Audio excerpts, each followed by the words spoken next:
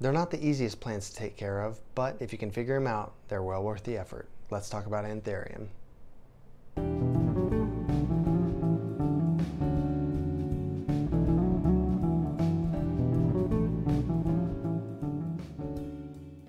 What's up, fellow plant enthusiasts? My name is Dylan Bain, and this is Bain's Botanicals. Today, we're going to be talking about Anthurium.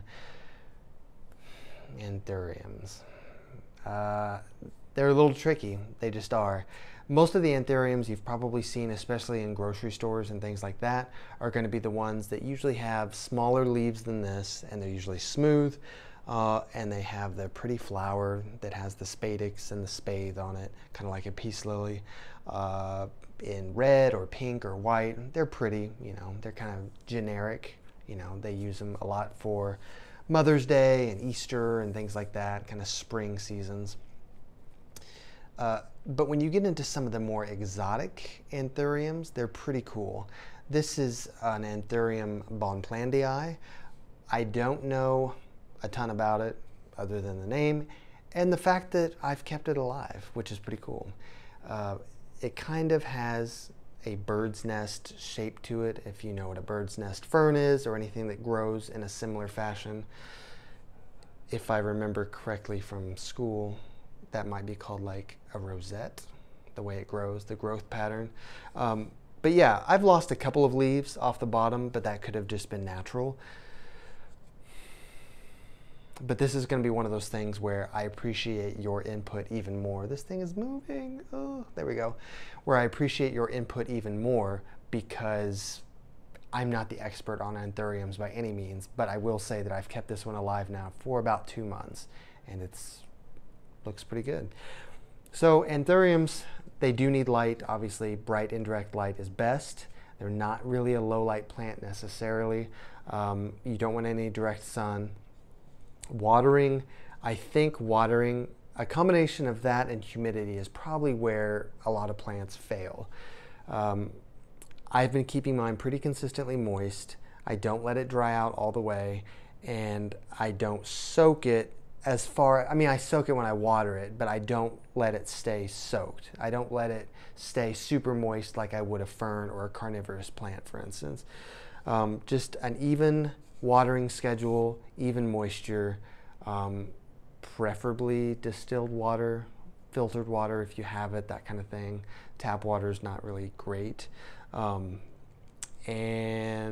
what next? Soil, just a well-draining houseplant soil, not too well draining. Don't do cacti or succulent or anything like that. Regular houseplant soil, if you want to put maybe a little bit of orchid bark in there, you can. Humidity, again, this is probably where a lot of plants suffer as far as Anthuriums go, is I think they need a little more humidity. I've got a humidifier. You can do the pebble tray method. You can do some misting. This particular one is pretty, the leaves are pretty thick on it, so I haven't necessarily had to do any like pebble tray or misting, because I think this one is, like, you can just kind of see that it's not, you know, they're not super thin, fine leaves. Fertilizing, Anthuriums do flower. I don't know if all of them flower indoors, but this one hasn't flowered yet. That'd be cool if it did. But because of that, you do need to do probably like a bi-weekly fertilizer. Don't fertilize in the winter, late fall, winter, maybe early spring. But yeah, just fertilize it the way you would pretty much any other tropical houseplant.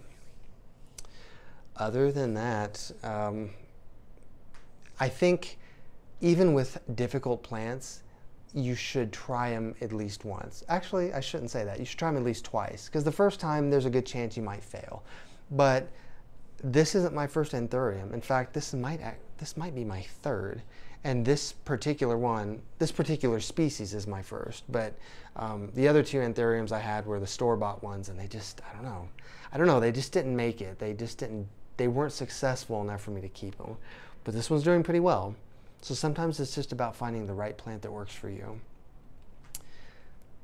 Other than that, I think that's it. Please Send some comments. Let me know what your experiences are with Anthurium.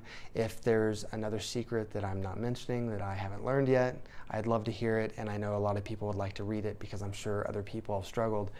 Look into some other Anthuriums too. There's some really cool ones out there that I've just been afraid to buy because I'm like, ugh, I don't want to buy it and kill it. I got this one half off. That's why I bought it. And so, yes, thank you for your support. Like and subscribe if you're enjoying this content.